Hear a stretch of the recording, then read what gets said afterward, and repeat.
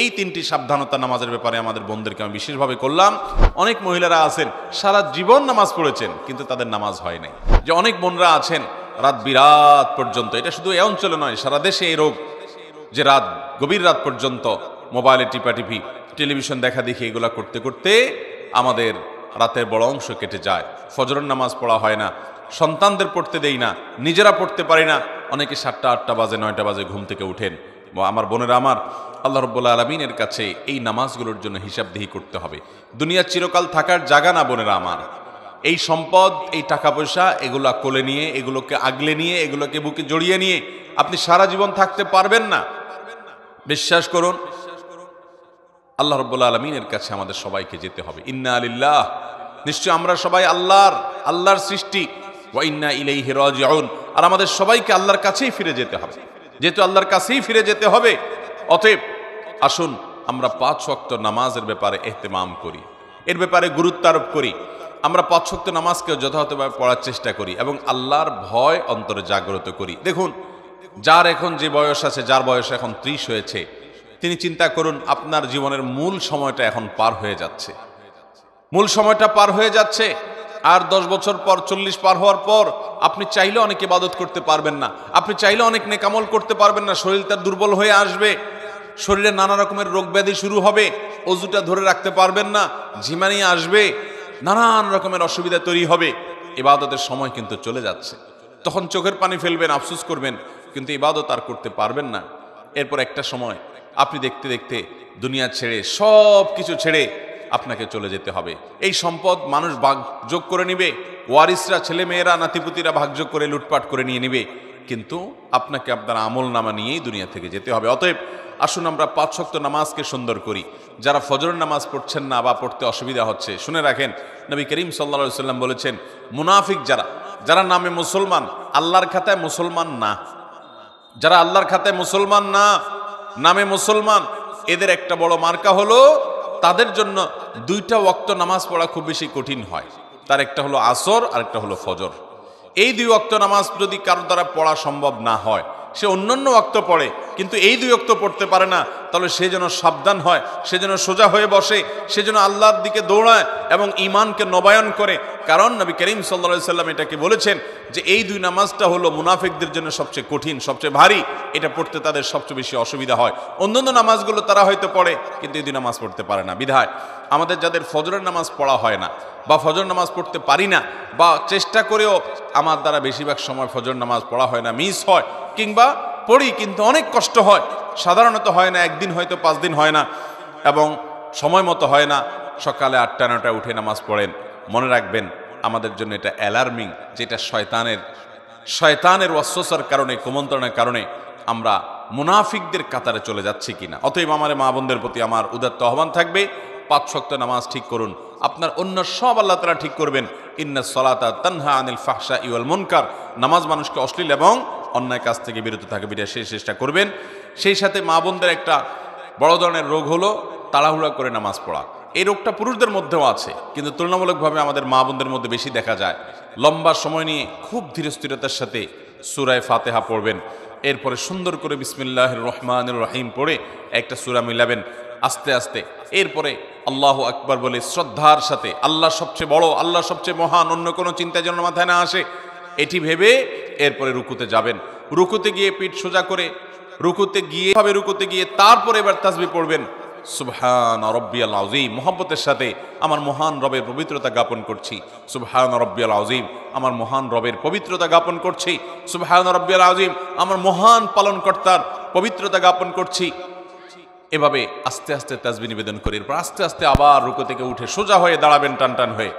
এরপর আবার আস্তে আস্তে আপনি আল্লাহু আকবার বলে সিজদায় যাবেন। খুব ধীরে ধীরে সিজদায় গিয়ে লম্বা সময় নিয়ে, যত বেশি লম্বা সময় দিতে পারেন তত ভালো, তত বেশি আপনার নামাজ সুন্দর হবে। সুবহান রাব্বিয়াল আলা, আস্তে আস্তে পড়েন, তাড়াহুড়া না।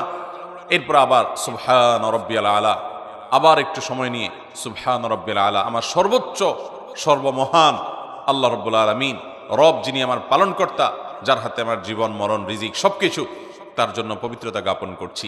এভাবে তাসবিহ পেশ করে এরপরে আস্তে আস্তে আল্লাহু আকবার বলে বসেন।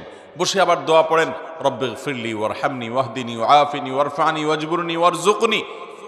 আপনি দোয়াগুলো আস্তে আস্তে পড়েন, এরপরে আবার সিজদা যান। এভাবে ধীরে স্থিরতার সাথে নামাজ পড়েন। আমাদের মা বোনদের বেশিরভাগই নামাজ পড়েন কিন্তু হুলস্থুল করে। যারা নামাজ পড়েন দেখা যায় খুব তাড়াহুড়া করে নামাজ পড়েন। মনে রাখবেন, তাড়াহুড়া করে যে নামাজ পড়ে নবী করিম সাল্লাল্লাহু আলাইহি সাল্লাম বলেছেন সে হলো সবচেয়ে নিকৃষ্ট চোর।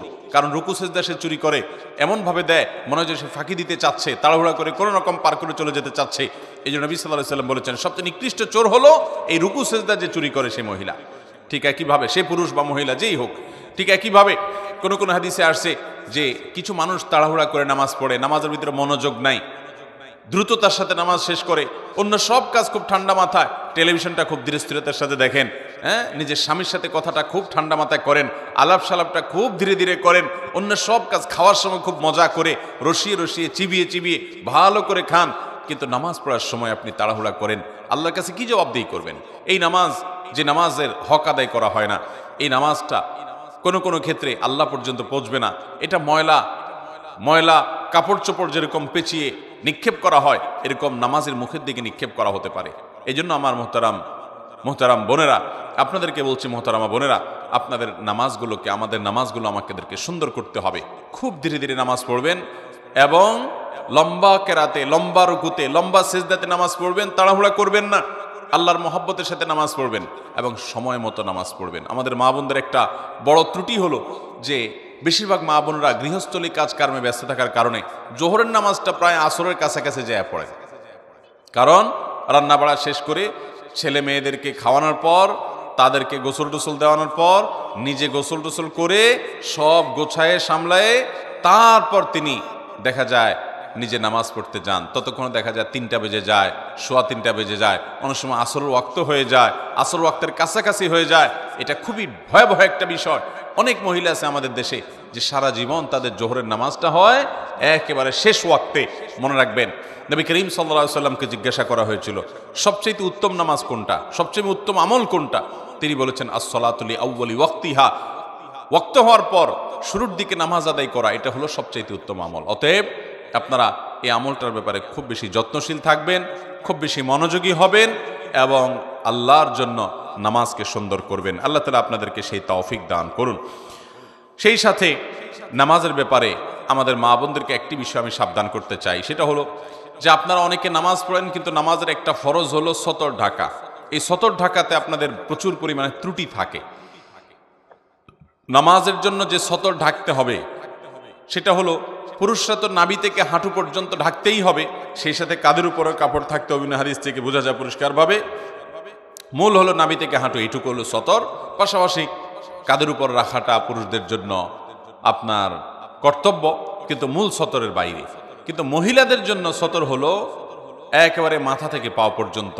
নামাজের সময় পুরো শরীর তাদের ঢেকে নামাজ পড়তে হবে, শুধু মুখমণ্ডল চেহারাটা খোলা থাকবে, 2 হাতের কবজি খোলা থাকবে এবং পায়ের পাতার তলার অংশ এটি খোলা থাকবে। এছাড়া পুরো শরীর তাদেরকে ঢেকে রাখতে হবে, এমনকি গলা, পিঠ, বুক এবং কাঁধ এবং হাতের যে গোছা আছে সেটা, কনুই টনুই, এগুলা সব, এমনকি মাথার চুল, এগুলা সবগুলা কিন্তু ঢাকতে হবে। আমাদের অনেক মহিলারা আছেন, অনেক মা বোনরা আছেন, মা চাচিরা আছেন, যারা দেখা যায় এখনো আপনার শাড়ি পরে নামাজ পড়েন, তার উপরে কোনো ওড়না পড়েন না। আপনি শাড়ি পরে নামাজ পড়েন কিন্তু তার উপর আপনাকে একটা বড় ওড়না বা কিছু দিয়ে আপনার পুরো শরীরকে ঢাকার চেষ্টা করতে হবে। শুধু শাড়ি পরে নামাজ পড়লে আপনার হাতের কোনোই দেখা যাবে, আপনার পেট বা পিঠের বা কিংবা কাঁধের কিছু অংশ আপনার দেখা যেতে পারে, চুলগুলা বের হয়ে যেতে পারে। যদি আপনার পুরো নামাজ জুড়ে এরকম শরীরের সমস্ত অঙ্গ প্রত্যঙ্গ খোলা থাকে, আপনার নামাজ হবে না। অনেক মহিলারা আছেন সারা জীবন নামাজ পড়েছেন কিন্তু তাদের নামাজ হয় নাই। অতএব আমাদেরকে মনে রাখতে হবে, মাথা থেকে পা পর্যন্ত মহিলারা নামাজের জন্য পুরো শরীরকে ঢেকে নামাজ পড়বেন, এটি তাদের জন্য ফরজ। এটি না হলে তার ফরজ তরক হবে, নামাজই হবে না। বিধায় এই 3টি সাবধানতা নামাজের ব্যাপারে আমাদের বোনদেরকে আমি বিশেষভাবে করলাম। আর যারা বয়সে অনেক তরুণী আছেন, আমাদের অনেকে আছেন নামাজের গুরুত্ব এখনো বুঝি না। দেখুন, আল্লাহ রাব্বুল আলামিনের কাছে আমাদের সবাইকে চলে যেতে হবে, খুব দ্রুততার সাথে চলে যেতে হবে। আমরা কেউ এখানে থাকতে আসি নাই, জিন্দেগি পার হয়ে যাচ্ছে। বিধায় এই ফরজ নামাজকে আমরা খুব গুরুত্বের সাথে পড়বো ইনশাআল্লাহ। দ্বিতীয়ত যে নসিহা থাকবে তা হলো, আল্লাহ রাব্বুল আলামিনের কাছে নারী হিসাবে আপনাদের একটা বিশেষ জবাবদিহিতা আছে, সেটা হলো আপনি কতটা পর্দা পশিদা করেছেন। পর্দার এই বিধানটাকে আল্লাহ তাআলা ফরজ করেছেন। সূরা নূর বেশি বেশি করে পড়বেন, সূরা আহজাব বেশি বেশি করে পড়বেন। এই দুই সূরাতে পর্দার বিধানগুলো আল্লাহ তাআলা বিস্তারিত পুঙ্খানুপুঙ্খ আলোচনা করেছেন। আমাদের মা বোনদের জন্য এক্সট্রা একটা ফরজ আছে, যেটা পুরুষদের জন্য নাই, সেটা হলো নিজের সৌন্দর্যকে পরপুরুষের সামনে প্রকাশ করা যাবে না, এটা ঢেকে তাদেরকে চলতে হবে। পুরুষদের জন্য যে নির্দেশ আছে এই সংশ্লিষ্ট, সেটা হলো তারা চোখের হেফাজত করবে, চোখকে অবনত করবে। কিন্তু মা বোনদের জন্য নির্দেশ হলো তারা নিজেদের এই সৌন্দর্য, আল্লাহর দেয়া সৌন্দর্য অর্থাৎ পুরো শরীরকে তারা ঢেকে ঢুকে রাখবে। নবী করিম সাল্লাল্লাহু আলাইহি ওয়াসাল্লাম বলেছেন, আলমারআতু আওরা, একজন নারী পুরাটাই হলো আবৃত রাখতে হয় তার নিজেকে। যদি কোনো নারী বাসা থেকে বের হয়, ইস্তাশাফাহা শয়তান, শয়তান তার পিছে লাগে এবং তাকে দিয়ে বহু মানুষকে বিভ্রান্ত করে, ঈমান হরণ করে, তাকওয়া হরণ করে, চোখের গুনাহ করায়, মনের জেনা করায় এবং তাকে হারামের দিকে নিয়ে যায়। এজন্য মা বোনদের কর্তব্য হলো তার কারণে কোনো পরপুরুষ যেন ফিতনায় পতিত না হয়। এবং এই জন্যই নবী করিম সাল্লাল্লাহু আলাইহি ওয়াসাল্লাম বলেছেন, কোন নারী যদি সুগন্ধি ব্যবহার করে এবং সুগন্ধি ব্যবহার করে যদি বের হয়, উদ্দেশ্যই হলো যে তার এই সুগন্ধি তিনি যখন রাস্তা চলাফেরা করবেন, আশেপাশে মানুষের নাকে যাবে, পুরুষদের দৃষ্টি আকৃষ্ট হবে, তারা তার দিকে আকৃষ্ট হবে, তাকে নিয়ে কল্পনা জল্পনা করবে। এরকম যদি কোনো নারী সুগন্ধি ব্যবহার করে বের হয়, তাহলে সে জান্নাত তো দূরের কথা, জান্নাতের ঘ্রাণ পর্যন্ত পাবে না। মোহতারাম বোনেরা আমার, এই জন্য আপনাদেরকে পর্দার বিধানটা খুব ভালো করে মেনে চলতে হবে। কোনো পুরুষের সাথে আপনার যদি কথা বলার দরকার হয়, আপনি 100 বার বলবেন, কিন্তু সেটা হলো প্রয়োজন মতো। অপ্রয়োজনীয় আলাপ করা যাবে না, বেহুদা আলাপ করা যাবে না, কেমন আছেন, কি খাইছেন, অপ্রয়োজনীয় কথা বলবেন না। কোনো দরকার হলো তো আপনি কেনার দোকানদারের কাছে কথা বলতে হলো, তো আপনি কথা বলবেন। কিন্তু সেখানে আবার অনেক মা বোনরা আছেন, অন্য পুরুষের সাথে কথা বলার সময় কৃত্রিম সুরে কথা বলেন, একটু মিষ্টি সুরে কথা বলেন, একটু কোমল কণ্ঠে কথা বলেন, একটু নিজের কণ্ঠটার ভিতরে বিশেষ মাধুর্যতা এনে কথা বলার চেষ্টা করেন। কোরআনে কারিমে আল্লাহ রাব্বুল আলামিন স্পষ্ট নিষেধ করেছেন যে তোমরা যখন পরপুরুষের সাথে কথা বলার দরকার হবে, কোনো প্রয়োজনে তোমরা কথা বলবে, ফালা তাখদা'না বিল কওল, তখন তোমরা কথাকে কোমল করে বলবে না, কথার ভিতরে কোমলতা সৃষ্টি করবে না, বরং স্বাভাবিকভাবে কথা বলবে। ওয়াকুলনা কাওলাম মারুফা, স্বাভাবিক কথা বলতে হবে। আমাদের বোনরা, মায়েরা অনেকে এই পর্দার বিধানগুলোকে লঙ্ঘন করেন। সোশ্যাল মিডিয়াতে অনেক মেয়েরা আছেন, নিজেদের ছবি, উন্মুক্ত ছবি আপনারা তুলে সেটাকে আপলোড করেন, আপনার স্বামীর সাথে ছবি আপলোড করেন, আপনি নিজের ছবি আপলোড করেন, বান্ধবীরা একসাথে হয়ে আপলোড করেন। আপনি একজন প্রাপ্তবয়স্কা নারী হওয়ার পর, আপনি বয়স্ক বা প্রাপ্তবয়স্ক হওয়ার কাছাকাছি পৌঁছে গেছে আপনার মেয়ে, সেই মেয়ের ছবি তুলে আপনি ফেসবুকে আপলোড করলেন। তাহলে সেক্ষেত্রে আপনাদের ছবি দেখে যত পুরুষ চোখের জেনায় লিপ্ত হবে, তারা সবাই তো তাদের অপরাধ করবেই। আপনারা যারা নিজেদের ছবি আপলোড করেছেন, আপনি শুধুমাত্র এই ছবি আপলোড করে যত মানুষ চোখের জেনা করছে, তাদের সবার সমপরিমাণ গুনাহের ভাগীদার আপনাকে হতে হবে। ঠিক একইভাবে দেখা যাবে এই ছবি আপনি আপলোড করার পর আপনার এখান থেকে কতজন কপি করে নিয়ে গেছে, কত বাজে বাজে জায়গায় ব্যবহার করেছে, কত পুরুষরা সেটা দেখছে, কতজন এটা দেখে আপনাকে নিয়ে মনে মনে জেনা করছে, এর সবগুলোর পাপের ভাগীদার কিন্তু আপনাকে হতে হবে। একজন নারী, মুসলিম নারী, তার সম্ভ্রম, তার ইজ্জত অনেক দামি। তিনি চিন্তা করবেন আমাকে নিয়ে কেউ বাজে চিন্তা করতে পারে, এমন কোনো জায়গায় আমি নিজেকে উপস্থাপন করব না। আপনি যখন আপনার ছবিকে ফেসবুকে ছেড়ে দিবেন, টুইটারে ছেড়ে দিবেন, অনেক বোনরা আছেন যে আজকাল দেখা যায় টিকটকে নিজেদের ভিডিও ছেড়ে দেন, ফেসবুকে নিজেদের ভিডিও ছবি ছেড়ে দেন, নিজেদের ব্যক্তিগত পারিবারিক বিষয়াবলীগুলোকে ছেড়ে দেন। আপনার শরীর, আপনার শরীরের সৌন্দর্য, এটা আপনি যারা পরপুরুষ তাদের সামনে আপনি দেখার সুযোগ করে দিয়েছেন, এটা আপনার আত্মসম্মান বোধ পরিপন্থী যে আপনাকে নিয়ে বাজে জল্পনা করার সুযোগ আপনি করেছেন। এবং বাজে জল্পনা যে আপনাকে নিয়ে হবে এই ব্যাপারে কোনো সন্দেহ নাই, কারণ আল্লাহ তাআলা সৃষ্টি করেছেন এরকম যে নারীদের প্রতি পুরুষদেরকে আকৃষ্ট করেছেন। অতএব আকৃষ্ট হওয়ার প্রবণতা পুরুষদের মধ্যে আছে, এই জন্য পুরুষরা তাদের চোখকে হেফাজত করবে, আর মা বোন তাদের ইজ্জত এবং সম্ভ্রমকে রক্ষা করার জন্য তাদের ব্যক্তিত্ব এবং আত্মসম্মান বোধের জায়গা থেকে তারা পর্দার বিধান মেনে চলবেন। পর্দা করা ফরজ মেয়েদের জন্য। এই ফরজ বিধান না মানার কারণে অনেক বোনরা জাহান্নামে যাবে। নবী করিম সাল্লাল্লাহু আলাইহি সাল্লাম নারীদের জন্য যে শর্ট সিলেবাস দিয়েছেন, 4টি কাজ করার মাধ্যমে নারীরা জান্নাতি হতে পারেন, তার ভিতরে একটি কাজ হলো যে ওয়াহাফিজাত ফারজাহা, কোন নারী যদি তার সম্ভ্রমকে, ইজ্জতকে হেফাজত করেন। আজকাল অনেক বোনরা আছেন, এখানে আমাদের অনেক তরুণী মেয়েরা আছেন যারা ফেসবুকে ছেলেদেরকে ফ্রেন্ড লিস্টে ঢুকান। ফেসবুকে আপনাদের শত শত ছেলে বন্ধু আছে তথাকথিত, এটা শয়তানের সবচেয়ে বড় অস্ত্র। আপনি এই ছেলে বন্ধুদের সাথে তাদের ফেসবুকে, তাদের আইডিতে গিয়ে কমেন্ট করেন, তাদের আইডিতে তাদের পোস্টে আপনি লাইক করেন, তারা আপনার এখানে লাইক কমেন্ট করে, এবং দেখা যায় মাঝে মধ্যে একটু রসিকতা সুলভ কথা হয়। প্রথমে হয়তো দরকারি কথা হয়, এরপর আস্তে আস্তে রসিকতা সুলভ কথা হয়, এরপর আস্তে আস্তে মনের অজান্তে আপনি হয়তো জেনার দিকে চলে যাচ্ছেন। সরাসরি জেনায় হয়তো প্রথমে যাবেন না, জল্পনা কল্পনার জেনা শুরু হয়, এরপর আস্তে আস্তে মূল জেনার দিকে মানুষ চলে যায়। মূল জেনার দিকে যদি নাও যায়, শুধু জল্পনা কল্পনা করার কারণে আপনার আল্লাহর কাছে জেনার গুনাহ আপনার আমলনামায় লেখা হবে। অনেক বোনরা আছেন যারা এই কাজগুলো করেন, অনেক ভাইরা আছেন, এটা যেহেতু বোনদের মজলিস এবং মেয়েরা আমাদের কথা শুনছেন, সেজন্য আপনাদেরকে বলছি, আল্লাহরও আস্তে আল্লাহ আপনাকে একটা আত্মমর্যাদা দিয়েছে। আপনি মুসলিম নারী, আপনি সম্ভ্রান্ত, আপনি রাস্তার বেহায়া নারীর মতো নন, আপনি একজন সম্ভ্রান্ত, আপনার ইজ্জত এবং সম্মান আছে।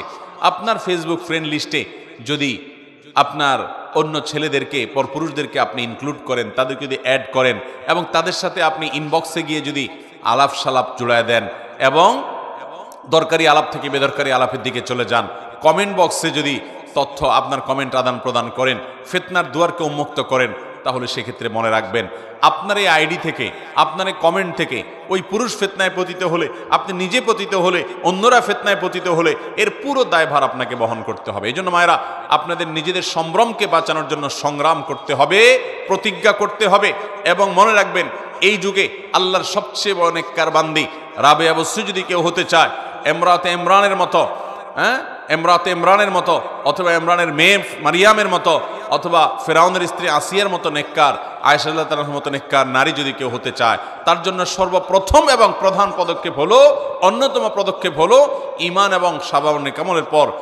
নেকামলের পর তার ইজ্জতকে হেফাজত করতে হবে, পর্দা মানতে হবে। আজ আমাদের পর্দার বিধানটা নাই। দেখা যায় মার বয়স 40, 45, 50 পার হয়ে গেছে, তারপর তিনি বোরকা পরেন, অথচ তার 15 বছর 20 বছরের মেয়েটাকে তিনি বোরকা পরান না। যে মেয়েকে বোরকা পরানো বেশি দরকার, সে যুবতী, তাকে দেখে মানুষের মনে জেনা এবং বাজে চিন্তা আসতে পারে, এই মেয়েকে নিয়ে বাজে কল্পনা করতে পারে। এই জায়গা থেকে তার সৌন্দর্যকে বেশি ঢেকে ঢুকে রাখা দরকার, পর্দার মধ্যে রাখা দরকার। সেটা না করে মা নিজে পর্দা করেন, মেয়েকে বেপর্দার সাথে স্কুলে পাঠান, কলেজে পাঠান, বাজারে পাঠান, বাহিরে যেতে দেন, অন্য ছেলেদের সাথে কথাবার্তা বলতে দেন, আড্ডা মারতে দেন, এবং গুনাহে লিপ্ত হওয়ার ক্ষেত্রে পথ সুগম করে দেন। এই ব্যাপারে আমাদেরকে আল্লাহর কাছে জবাবদিহি করতে হবে। অতএব মা বোনরা, আপনাদের জন্য আমার দ্বিতীয় নসিহা হলো, অবশ্যই পর্দা পশিদা রক্ষা করে চলবেন, নিজের ইজ্জত সম্ভ্রমকে হেফাজত করবেন, কোনো পরপুরুষের সাথে বেহুদা আলাপ সালাপে লিপ্ত হবেন না, এবং নিজেদের ফেসবুক যারা ব্যবহার করেন, প্রোফাইলগুলোকে যথাসম্ভব লক করে রাখবেন, যাতে করে আপনার পরিবারের পুরুষ একান্ত আপনার মাহরাম ছাড়া আর বাকি পুরুষরা যেন আপনার সাথে অ্যাড হতে, যুক্ত হতে না পারে। তৃতীয় যে নসিহত থাকবে তা হলো স্বামীর আনুগত্য করা। আজকাল আমাদের মা বোনদের জন্য এটা কঠিন হয়ে গেছে। অনেক মহিলারা আছেন, নামাজও পড়তে রাজি আছে, পর্দা করতেও রাজি আছে, কিন্তু স্বামীর কথা মানতে রাজি না। এবং শয়তান আমাদেরকে এই জায়গাতে, আমাদের মা বোনদের সবচাইতে বেশি ধোঁকা দিয়ে থাকে। তথাকথিত নারীবাদীরা আমাদের মা বোনদেরকে উস্কে দেয় যে না, নিজের কথা মতো চলতে হবে, স্বাধীন মতো থাকতে হবে। ভাইরা আমার, বোনেরা আমার, অবশ্যই স্বাধীনতা আপনাকে ইসলাম দিয়েছে, কিন্তু প্রত্যেকটা স্বাধীনতার একটা সীমানা আছে, একটা নির্দিষ্ট ডেফিনেশন আছে।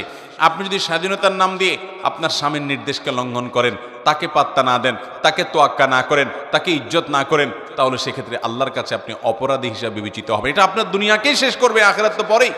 মনে রাখবেন, যারা এই সমস্ত কথার সবক দেয় আমাদের মা বোনদেরকে যে নারীরা নিজের মন মতো চলবে, তথাকথিত স্বাধীন হবে, সেই মানুষগুলোর দেশের দিকে তাকান, ইউরোপ আমেরিকার দিকে তাকান, একটা দেশও পাবেন না যেই দেশে মেয়েরা মুসলিম পরিবারগুলোর মতো, মুসলিম দেশগুলোর মতো সুখে আছে।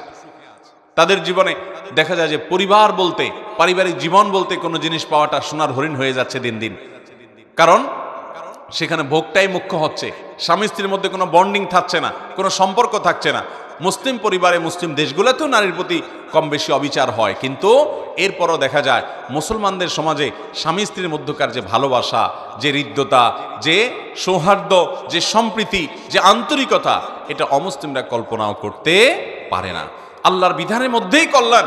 আপনার কাছে মনে হতে পারে আপনার স্বামী, তার কোনো কথা আপনার ভালো লাগে না, সে হয়তো আপনার চাইতে কম বুঝে, হয়তো সে অনেক ক্ষেত্রে হয়তো পিছিয়ে আছে, তারপরও সে যদি আল্লাহর আদেশের বাইরে আপনাকে কিছু না বলে, খারাপ কোনো নির্দেশ যদি না করে, তাহলে সেক্ষেত্রে আপনি তার কথা মানবেন।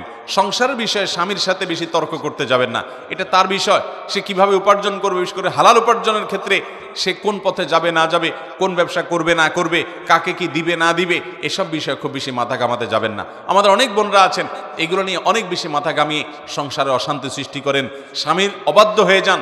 মনে রাখবেন, মুসলিম নারীর জন্য আল্লাহর তরফ থেকে অনেক বড় একটা পরীক্ষার বিষয় হলো যে আপনার স্বামীকে আপনি কতটা মানতে পারলেন। আমি বহু নারীর কথা জানি যারা তাহাজ্জুদের নামাজও পড়ে, যারা নফল নামাজ রোজাও রাখে, যারা আইয়ামে বীজের রোজা রাখে, যারা সোম বৃহস্পতিবার নফল রোজা রাখে, যারা নিয়মিত কোরআন তেলাওয়াত করে, নিয়মিত তাসবিহ তাহলিল করে, জিকির আজকার করে, সবই ঠিক আছে, কিন্তু স্বামীর সাথে সারাদিন বাদাবাদি, স্বামীর সাথে সারাদিন তর্ক করবে, স্বামীকে মেনে চলবে না। কোন এক সালাফ এর স্ত্রী বলেছিলেন, আমরা আমাদের স্বামীদেরকে আগের যুগের মানুষ রাজাদেরকে যেরকম সম্মান করতো ওই রকম সম্মান করতাম। অতএব আমার মা বোনরা, আপনাদের জন্য এটা আল্লাহ তাআলার তরফ থেকে একটা অ্যাসিড টেস্ট, একটা অগ্নি পরীক্ষা। আপনারা অবশ্যই আপনাদের স্বামীদেরকে মেনে চলবেন।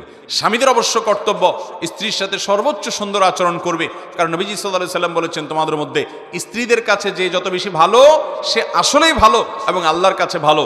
এজন্য স্ত্রীর সাথে সুন্দর আচরণ করে ভালো থাকার চেষ্টা করবে পুরুষরা, কিন্তু নারীরা তাদের স্বামীদের সামনে নিজেকে অনুগত হিসাবে, এবং স্বামীদের একান্ত অনুগত মানুষ হিসাবে উপস্থাপন করবেন। কারণ নবী করিম সাল্লাল্লাহু আলাইহি ওয়াসাল্লাম ওই যে শর্ট সিলেবাসে নারীদের 4 কাজে জান্নাতের কথা বলেছেন, অফার করেছেন, এর ভিতরে একটা হলো আতাআত যাওজাহা, যে নারী তার স্বামীর কথা শুনে স্বামীর সাথে কুতর্ক করে না, ঝগড়াঝাটি করে না, বেয়াদবি করে না এবং তেড়ামি করে না, বরং যথাসম্ভব স্বামীকে ইজ্জত করে, সম্ভ্রম করে। আপনি আপনার কোন রাজাকে যেরকম সম্মান করেন, তার কথাকে যেরকম শ্রদ্ধা করেন স্বামীর সাথে, সেই আচরণটা থাকতে হবে। এই একটি জায়গাতে ত্রুটির কারণে, এই একটি জায়গায় গাফিলতির কারণে, বিচ্ছুরিতার কারণে শত শত হাজার হাজার পর্দানুশীল, কোরআন তেলাওয়াতকারী, জিকির আজকারকারী, ইবাদত গুজার নারীরা ধরা খেয়ে যাবে এবং আল্লাহর পাকড়ার মধ্যে যাবে। আমি আজকের এই নারী সম্মেলনে আমাদের মা বোনদেরকে উদাত্ত আহ্বান করব, আসুন এই চ্যালেঞ্জটা গ্রহণ করি যে আমরা আমাদের স্বামীদেরকে সর্বোচ্চ শ্রদ্ধা করব এবং মেনে চলব। এটি আজ আমাদের মা বোনদের থেকে প্রায় হারিয়ে গেছে। আল্লাহ তাআলা আমাদেরকে আমলের তৌফিক দান করুন।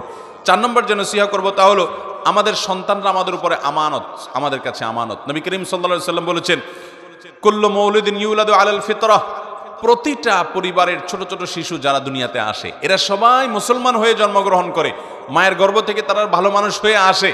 ইল্লা আন্না আবওয়াহু ইউহাউদানিহি আও ইউনাসরানিহি আও ইউমাজ্জিসানিহি, তবে এই বাচ্চাগুলোর মা, তার বাবা, তারা এই বাচ্চাগুলোকে খ্রিস্টান বানায়, ইহুদি বানায়, বেঈমান করে দেয় এবং ঈমান হারা করে ফেলে।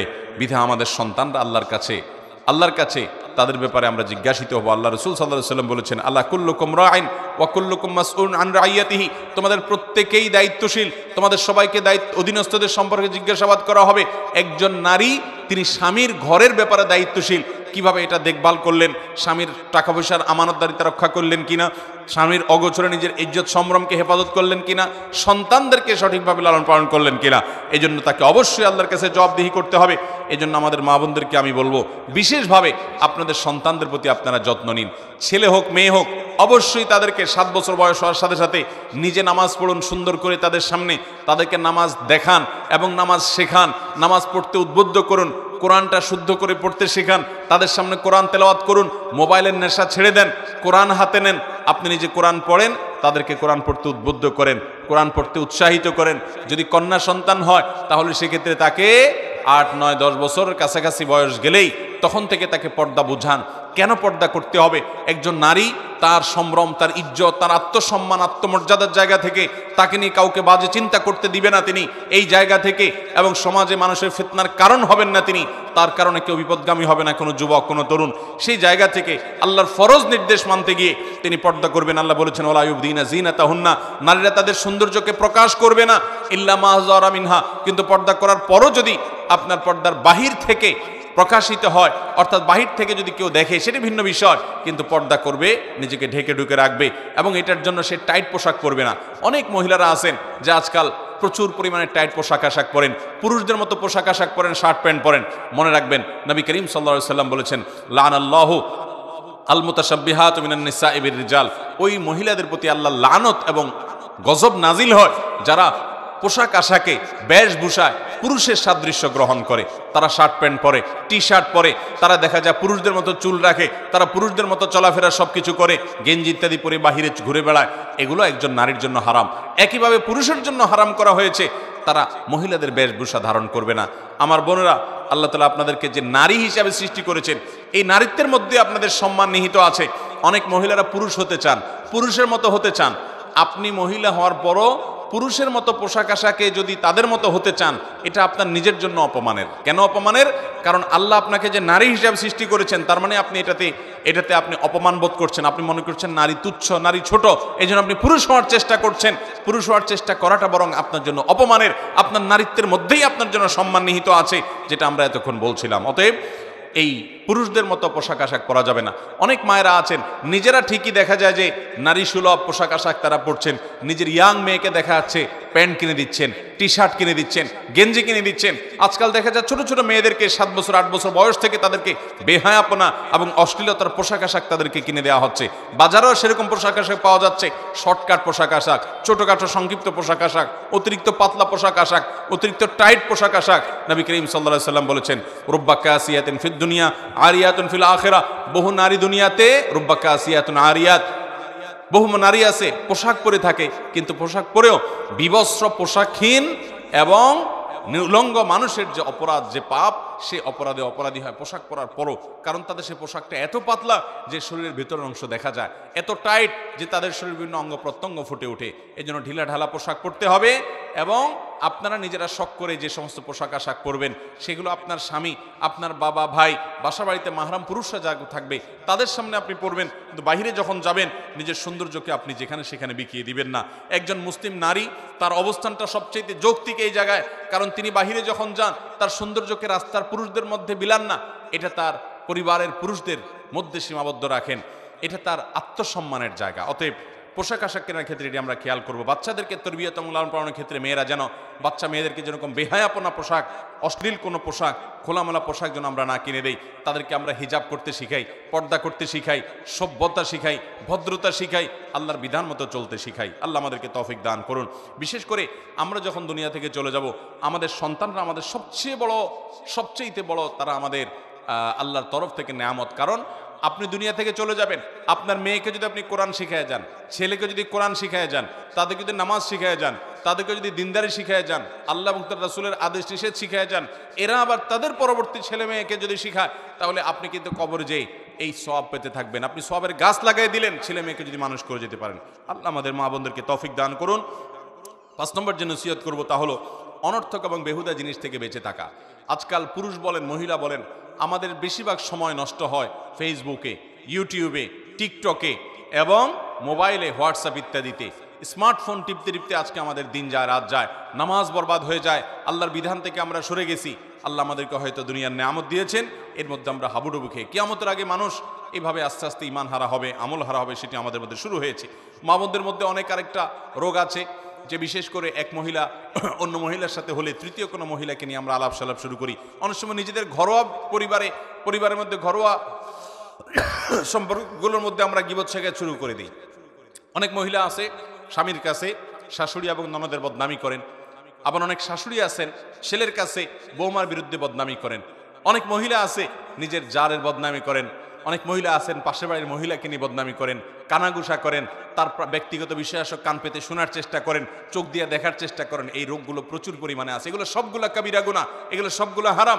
একজন ইমানদার কারোর পিছে লাগবে না, কে কি বললো না বললো তারটা সে হিসাব করবে, আমি আমার নিজের হিসাব নিয়ে ব্যস্ত থাকবো, কারোর পেছনে সমালোচনা করব না। দেখা যায় যে 2-4 জন মহিলা একসাথে হলেই শুরু হয়ে যায় গীবত, শিকায়েত, কে কি করলো না করলো, বেহুদা কাজ। নবী করিম সাল্লাল্লাহু আলাইহি ওয়াসাল্লাম বলেছেন, মিন হুসনি ইসলামিল মারই তারকু মা লা ইয়ানি।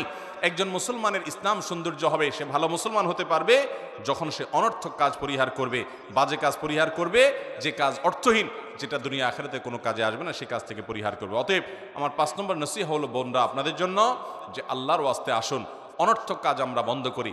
মোবাইল টিপাটিপি এটাকে নিয়ন্ত্রণ করেন আল্লাহর ওয়াস্তে। ছেলে মেয়েদেরকে সময় দেন, নামাজ তেলাওয়াতের সময় দেন, কোরআন হাদিস পড়েন। এই মোবাইল টিপতে টিপতে আপনি কি পেয়েছেন? জীবনে কিচ্ছু পাবেন না, সব হারাবেন। অনেকে এই টিপাটিপির করতে করতে স্বামী হারায়, সন্তান হারায়, মানুষের ভালোবাসা হারায়, আল্লাহর আল্লাহর প্রিয় পাত্র হওয়ার জায়গাটা হারিয়ে ফেলে এবং দেখা যায় জাহান্নামের দিকে চলে যায়। বিধায় আমরা অনর্থক কাজ করব না, মোবাইল প্রয়োজনে ব্যবহার করব, অপ্রয়োজনে ব্যবহার করব না, অহেতুক ঘন্টাকে ঘন্টা ফেসবুক ইউটিউবে ডুবে থাকবো না। আল্লাহর কাছে সময়ের জন্য জবাবদিহি করা লাগবে। সেই সাথে বউ যারা আছেন তারা শাশুড়ির, আর যারা শাশুড়ি আছেন তারা বউয়ের ব্যাপারে দায়িত্বশীল থাকবেন। কেউ কারোর প্রতি জুলুম করবেন না।